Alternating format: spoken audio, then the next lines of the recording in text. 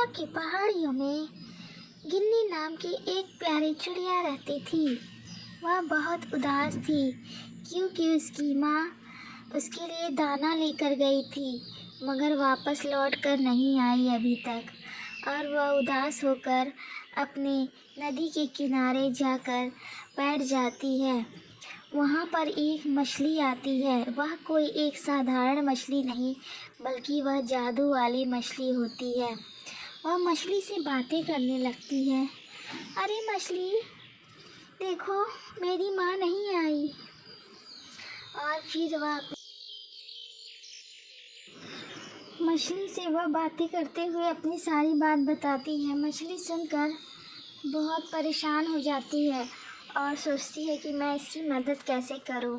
फिर मछली जादू से उसके घर में जाती है परी बन के। उसके लिए बैग, कॉपी, पेंसिल और खाने का कुछ सामान रख देती है ताकि उसकी माँ के न आने तक वह भूखी न रहे। और गिन्नी नाम की चिड़िया के पास उसका एक भाई था जिसका नाम पद्दू था। वह दिन भर बाहर खेलता रहता था। उसको किसी चीज़ की कोई फ़िक्र नहीं रहती थी। लेकिन गिन्नी थोड़ा समझदार थी। वह अपने भाई की चिंता करती थी और वह अपने भाई के लिए पेंसिल लेके आती है। वह कोई साधारण पेंसिल नहीं रहती है, बहुत जादुई पेंसिल रहती है। और उसे रख के वह अपने भाई को बुलाने चली जाती है ताकि दोनों साथ में पढ़ सके।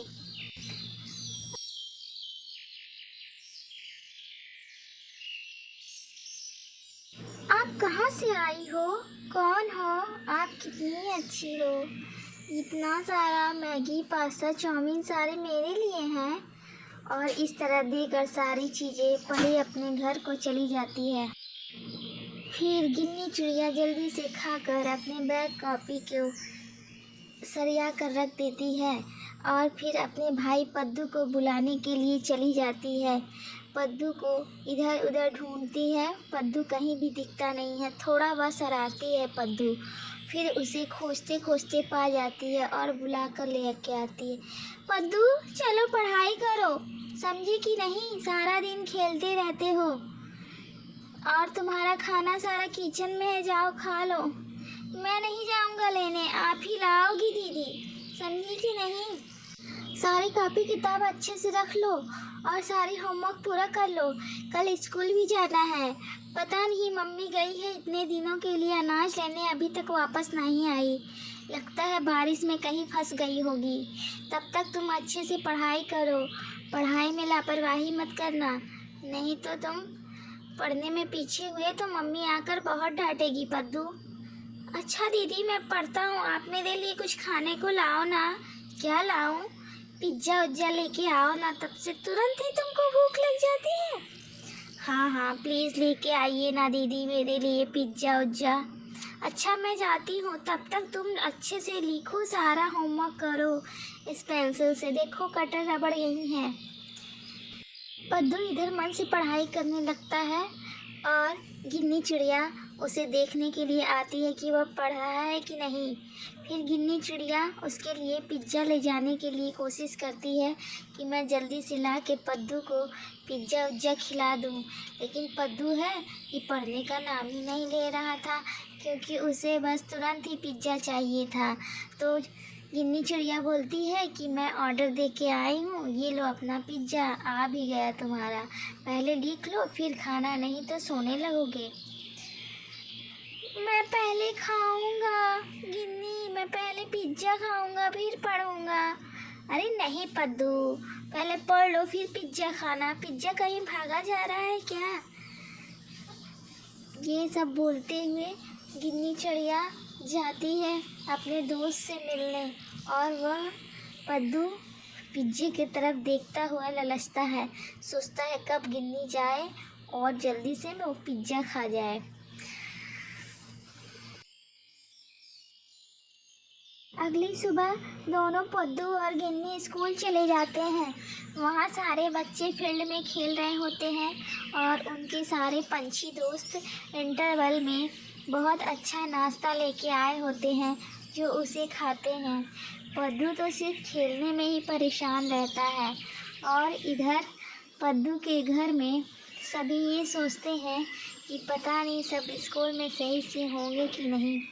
बारिश आने वाली है, अपना घोंसला अच्छे से बनाना पड़ेगा। इधर पद्दू सुन लेता है ये सारी बातें कि बारिश की वजह से घोंसला कहीं ख़राब ना हो जाए और मजबूत घोंसला बनाने। नीलू चिड़िया, इस बारिश में तो लगता है हमारा घोंसला टूट ही जाएगा। नहीं बंटी कबूतर, हम इस घोंसले को तोड़ने नहीं देंगे। मैं जा रही हूँ मजबूत घोंसला बनाने के लिए सामान लेने। और इधर पद्दू अपने दोस्त से मदद लेने के लिए जाता है कि उसका घोंसला कैसे मजबूत बनेगा। उसका दोस्त उसको गोरी कौवी का पता बताता है जो कि उसकी मदद कर सकती थी। फिर पद्दू उड़ते उड़ते गोरी कौवी के घर में जाता है और फिर गोरी कौवी को बुलाता है। गोरी कौवी तुम कहाँ हो? देखो मैं पद्दू आया हूँ। पद्दू, कैसे हो पद्दू?